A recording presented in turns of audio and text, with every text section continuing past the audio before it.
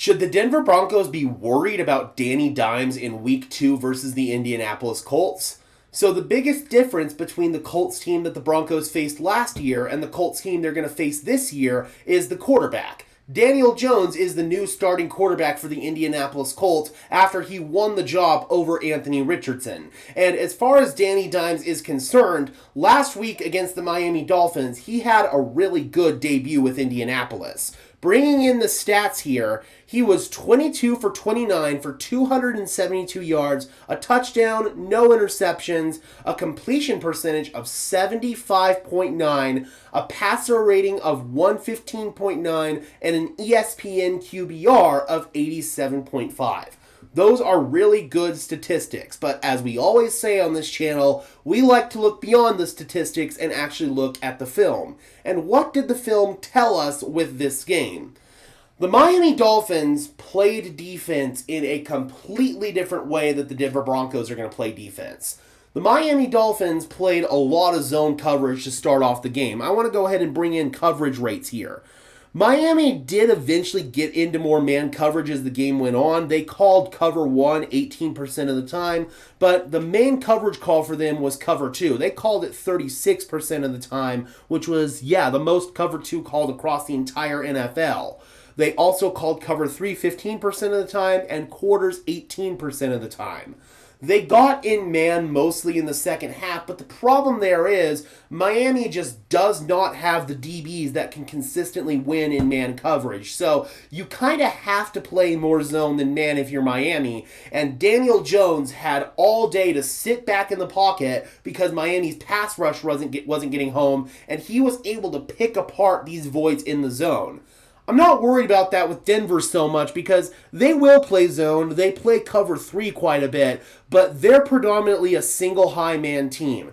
Their main call last season was cover 1. They play a lot of cover 1, and I think that they actually have the horses to win in man coverage. Obviously, you've got the best corner in the game in Pat Surtain, Riley Moss, Jaquan McMillan. Even the linebackers are solid in coverage overall. So, quite frankly, the Denver Broncos actually can afford the luxury of playing more man coverage, and Daniel Jones is not a quarterback that can consistently beat man coverage. He's good if you play a bunch of zone against him because he can sit back, find the voids in the zone, but with Denver's coverage unit being able to man up a lot more, especially in this game, I feel like, and with Denver's pass rush being able to get home, it's not going to be as easy of an outing for Daniel Jones in this Colts offense.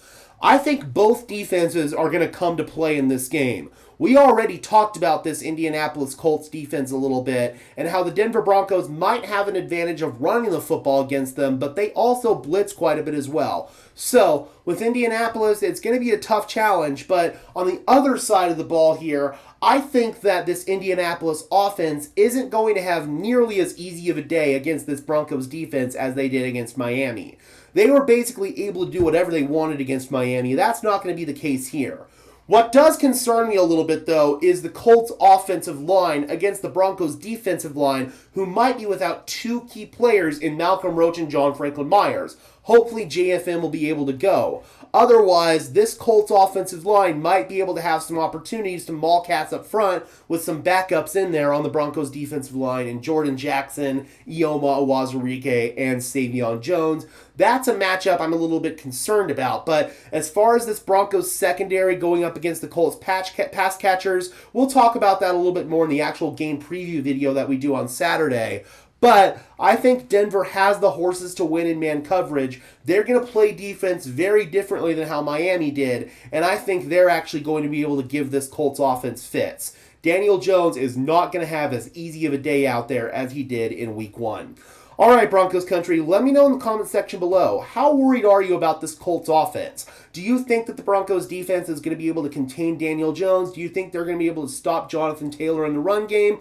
Or do you think Indianapolis is going to have a strong day against this Denver defense? Drop those comments down below, guys. I would love to hear your thoughts, as always. Be sure to leave a like on this video as well, subscribe and ring the bell so these videos appear in your notification feed. I would really appreciate it, guys. Those are both free and easy ways to show your support. It helps tell YouTube's algorithm to push push us out, and it helps us get seen by more and more members of Broncos country just like you and me. Additionally, if you guys want to go above and beyond in supporting the channel, please consider becoming a channel member today. You can do so by clicking the link in the description below. It's not mandatory, but if you want some extra perks and incentives in exchange for helping me out and helping grow the channel, again, you can do so by clicking the link in the description below. I will be uploading the Bo Nix All 22 in its raw form for members only. We'll upload that all season long. I'll start off today with the Titans game.